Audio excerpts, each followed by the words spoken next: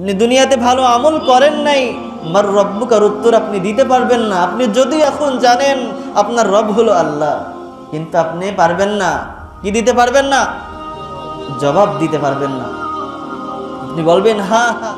যখন আপনি কিছু জানবেন না, তখন আল্লাহ রাব্বুল আলামিন ফেরেশতাদেরকে বলবে, ফেরেশতা, কবরের মধ্যে তোমরা জাহান্নামের বিছানা বিছিয়ে দাও, কবরের মধ্যে জাহান্নামের বিছানা বিছিয়ে দাও, কবরটাকে জাহান্নামের সাথে সংযুক্ত করে দাও।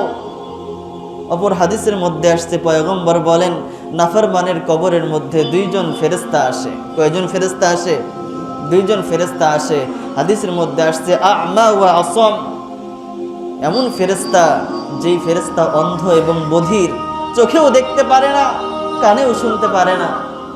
দেখেন, কাউকে যদি আপনি আঘাত করতে যান, সে যদি কান্না করে, কান্নার আওয়াজ কানে আসে, চোখ দিয়ে দেখা যায় লোকটার উপরে মায়া হয়, অনেক সময় না মারা থেকে বিরত থাকে, মারে না।